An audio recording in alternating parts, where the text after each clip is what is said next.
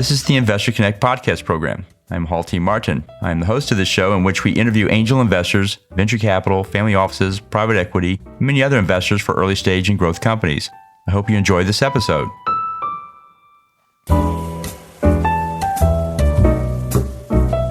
hello, this is Hall Martin with Investor Connect. Today we're here with, welcome back, Bill Davis of LDJ Capital. Bill, thank you for joining us. It is absolutely my pleasure, Hall. Thank you. Well, so it's been a while since we had our last interview, but can you give us an update about yourself and what you've been doing since then? Absolutely. To give a little refresher, I've come to the space a little differently than most people that have done finance all of their lives. I am truly a technocrat. I started my career in artificial intelligence and robotics years ago at entering into IBM and went up the tech stack first. So literally, I went through, became a true technologist, became a CIO of companies, and then moved across different sectors. First moved into banking, and then from there into the big data world. Got very heavily involved in big data analysis, visualization, intelligence around data. And then I was very fortunate in New York City, unlike Silicon Valley, the technologists were good, but we didn't have a lot of new technology companies. Most technologists worked in the banking arena. I got a phone call from Goldman Sachs that had an investment in the payment space in Europe and asked me to go take a look. I did, grew that, and took a look. They asked me to be the CEO, and I grew that literally into the largest mobile payment company in Europe, where we were monetizing a lot of the new tech startups at that time in Silicon Valley. And that's Facebook, IMView, EA Sports, and others that had digital platforms looking to be monetized. And then from there, moved across into investment banking when I exited that company, started a broker-dealer in New York. And then the family offices that invested there asked me to become their CIO and open up the technology space for them. So since then, we've gone through a number of things. One of the things that we were involved with previously was the blockchain space and the good and the bad that went with that. The good is that during the blockchain era, and I'll call that in the 2017 era, we had an incredible technology talent opening up here in the country and worldwide. I think it was the first time, at least people in New York City got an opportunity to experience the technology talent and the thought processes that were happening literally up in Toronto and Peking and Tokyo, in Eastern Europe, and as far away as Africa. So it kind of brought the technology community together. And unfortunately, the crypto market, in my humble opinion, had a leadership void. So one of the things about New Yorkers and what we tend to do when there's opportunity and new things, we create markets, and we create markets very, very quickly. And I think what happened with the crypto blockchain space, the market got created faster than the development of mature blockchain companies with real customers, et cetera, which led to tons of speculation and some of the graft that goes along with that type of speculation. But I think there are interesting new companies still coming out into the space.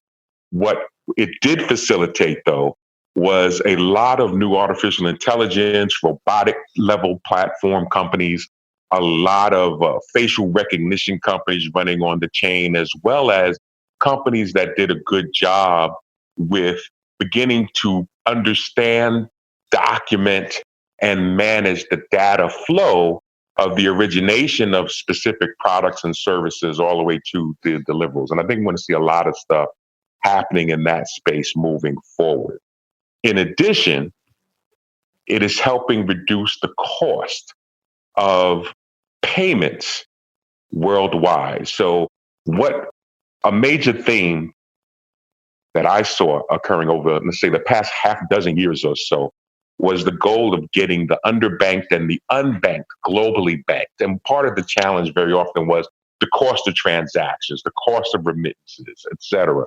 So there's been a whole effort to make that occur. So I think where the payment spaces began to mature, literally we jumped right on in And since I had experience literally 10 years ago running the largest payment company in Europe, and before that, intelligence and strategy at Amex, I kind of knew that space pretty well.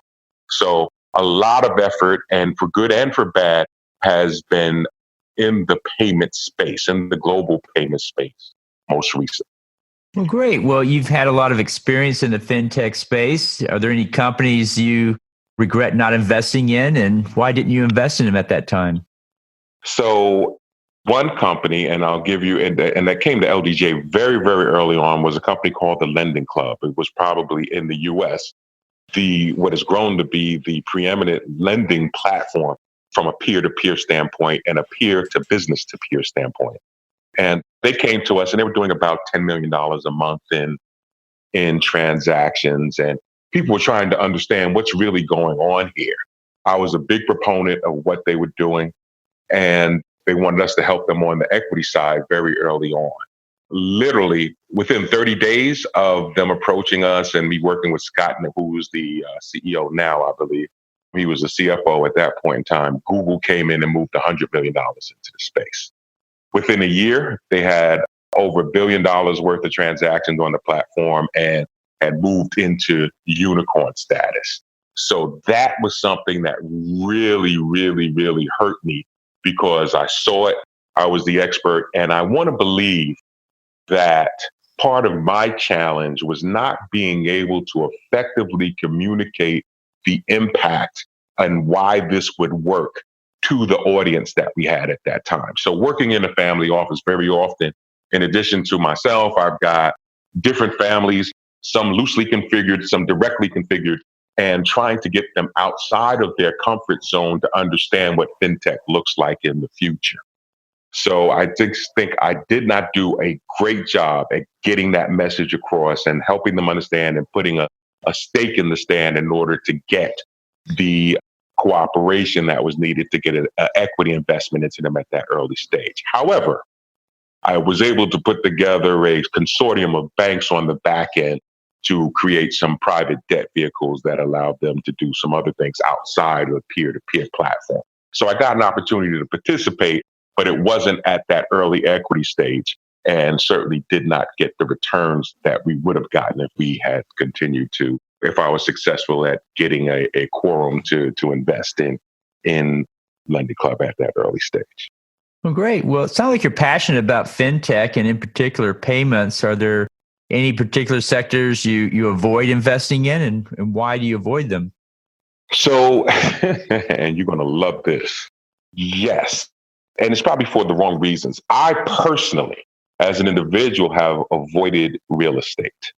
And I know that real estate is the cornerstone of wealth building in this country.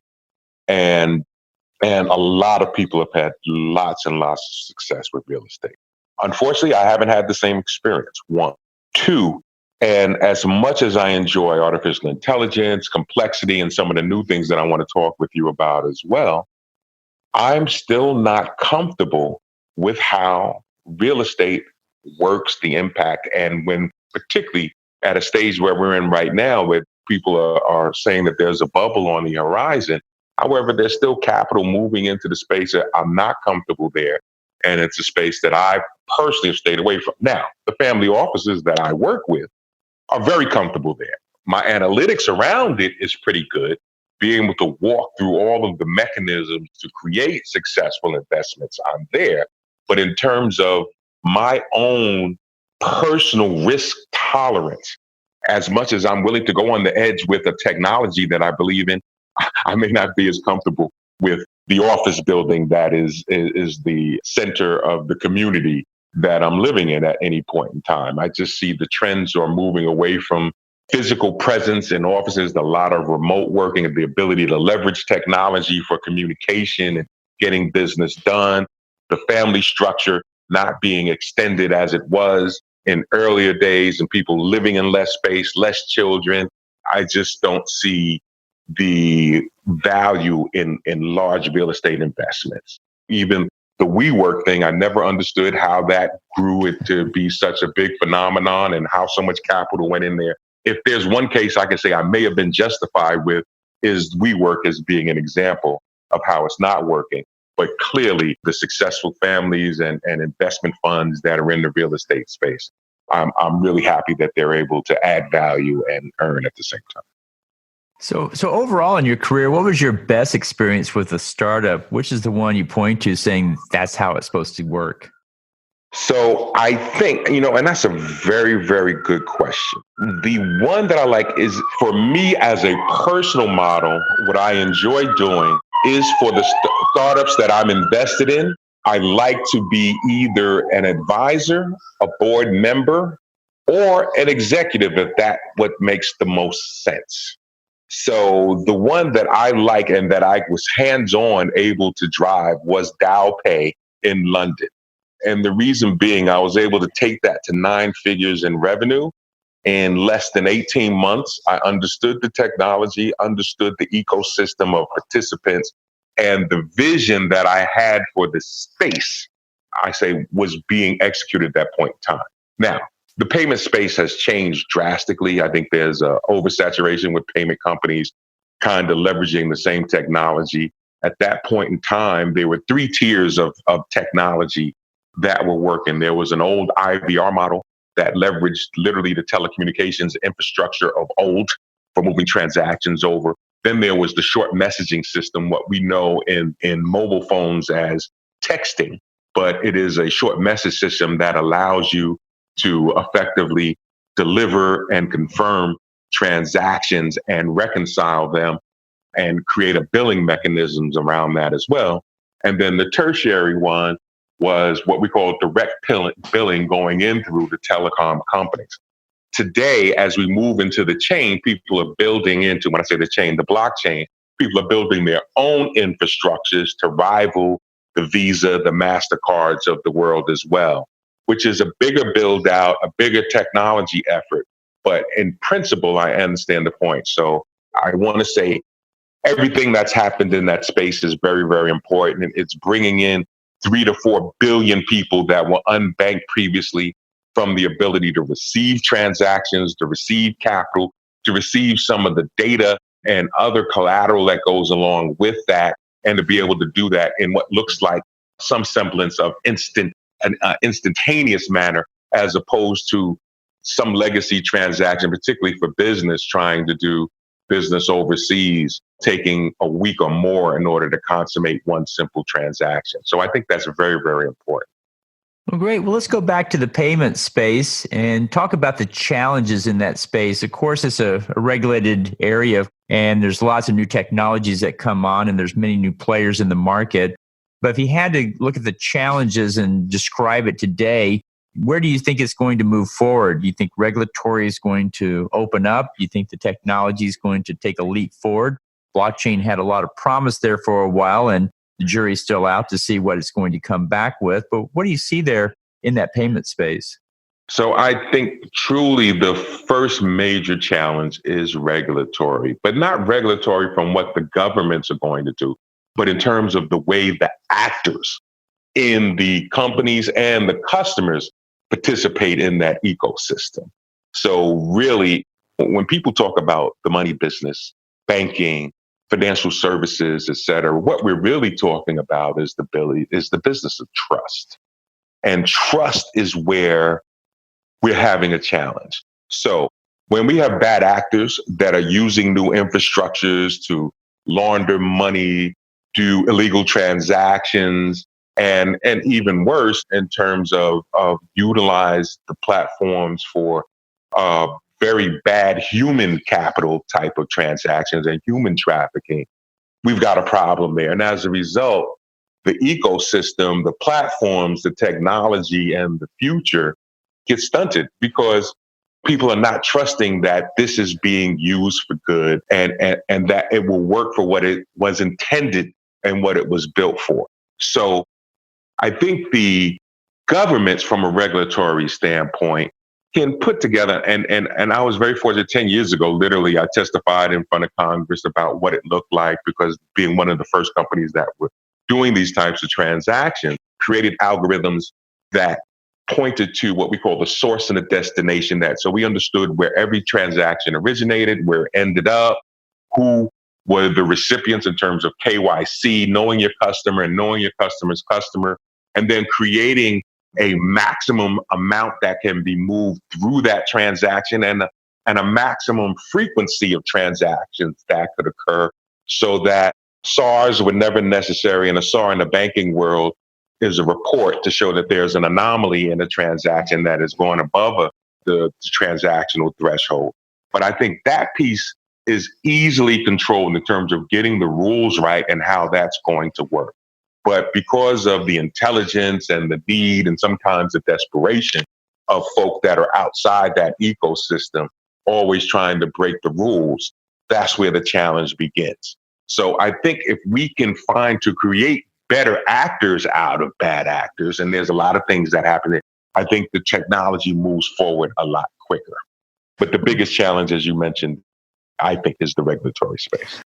Well, great. And we saw with blockchain that there is movement forward to take into account new technologies, although albeit at a slow pace, but it is moving. So we'll see where that goes. But as you look at the landscape today, you see a lot of different sectors and applications out there. You had to pick one or two that are really good opportunities to pursue in the either the fintech or the payment or the blockchain space. What would you choose?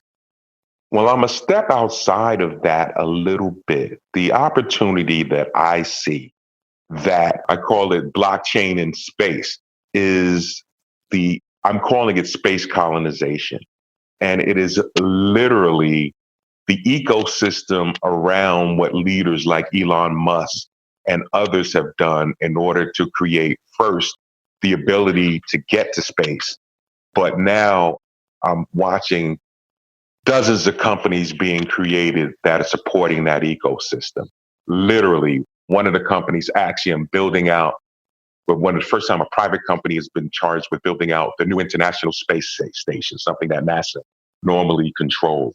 There are a number of companies building out hotels in space. And with all of that is going to be needed a communication mechanism. So you've got people traveling, you've got inner and outer space travel that is literally planned for in the near term. You're going to have hotels and space stations and a lot of ag drug development that is being done in space. The next challenge is going to be is a true communications infrastructure that safely ties the ability for all of those participants to communicate with each other and to communicate back here on Earth. So that's where I see the true future. And I'm very fortunate, I think I've identified some new funds that are in this space. And if I don't share, if it's not a shameless plug, but Starbridge BC is one of, I think, the best on the ground that is that is already invested in some of the companies that I'm talking about and is moving the ball forward for those that want to participate and truly jump out into the new frontier where I think there's all types of new opportunities. Well, that's great. We're seeing commercialization of space take off, and it seems like it's starting to hit some inflection points with what SpaceX and other groups are doing. So how far do you think we'll get in the next 10 years with space commercialization? I think literally in the next 3 to 5 years, we're going to see true inner space travel, true outer space travel. I think we're going to see some initial milestones met on the space station build out.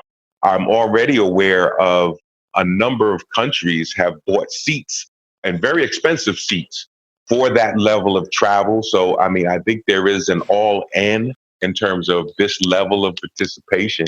And for those that are on the leisure and fortunately have the means that would like to take a look at the future, an experimental standpoint, and wants to say, as a pioneer, we're first out there and to create the stimulation and the thoughts of what's next. And then I think you've got companies literally that are creating products and services that can leverage the type of technology that can only be created in an environment with no gravity and some of the other characteristics that space brings to the table.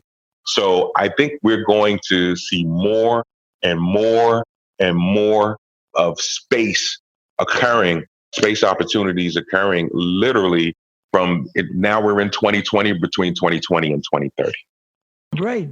Well, in the last few minutes that we have here today, what else should we cover that we haven't? So, you know what? So, as I step out and being a technocrat, it's real easy for me to step into the AI and robotic space and look out the future with space. But believe it or not, I think there's some very interesting opportunities right now here on Earth that we're still at the tip of the iceberg. And for me, it is personally important too, because it has a very important impact to a portfolio and to the lives of those of us that value these types of things. So beginning with Africa. Africa and the diaspora, and it's not being talked about it, but it's the third largest market in the world. And when I say third largest, literally inches behind China and India in terms of population, in terms of growth, but more importantly, and as we know for years, Africa has been one of the great supplier of minerals and resources to the rest of the world, sometimes for good and sometimes for bad. But I think we're at the tip of the iceberg where now, as we're looking at new discoveries and the types of minerals that are available there and the ability to flip agriculture with new technologies in terms of feeding people and developing the economies, that's where I'm seeing the next tier of growth today. And I think in the United States, it's a difficult look because geographically, Africa is far. It's an 8-hour flight normally at a minimum in order to touch down. And then most Americans don't have a connection to Africa, so they can't navigate the space as well. And then we've got the colonization history, et cetera. But now Africa really is emerging and the sleeping giant is waking up. And they're creating bonds and opportunities to invest in. I know some very good friends of mine have a fund. They've already deployed $250 million on the ground in Africa.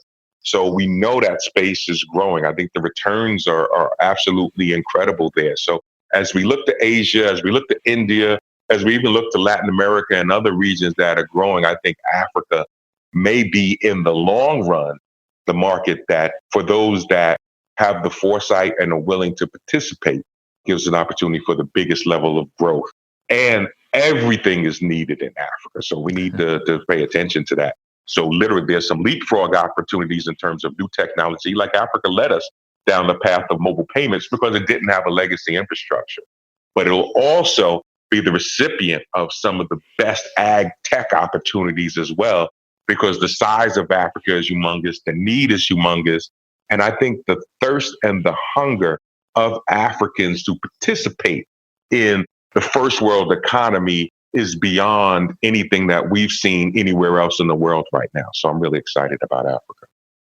Well, that's great. Yeah, we're getting calls from funds and companies in Africa as well, looking for funding. And so it's certainly coming up on the radar where we are as well. Appreciate your sharing these thoughts with us today. How best for listeners to get back in touch with you? Well, they can always reach me through the family office at william.davis@ldjcapital.com. And I'm going to do something that most people don't do in the new internet world, and where there's fear and everyone's concerned about being contacted or run into a situation where they're being scammed or defrauded. Here's my personal information. Call me direct. Send me a text message at 718-757-4195. I am at a stage where we entertain every opportunity. If it's something that is not for me, and within my network, if there's a way that I can help facilitate, whether it is funding or operationally, I'm very happy to do so. I think we're at a point in the world now where, in addition to making money, we want to make sure that the entire world participates in the new economy, and I'm available to facilitate. Great. We'll add that to the show notes. I want to thank you for joining us today and hope to have you back for a follow-up soon. I appreciate the opportunity, and I'm always available to you all. Have a wonderful day. You too. Investor Connect helps investors interested in startup funding. In this podcast series, experienced investors share their experience and advice. You can learn more at investorconnect.org.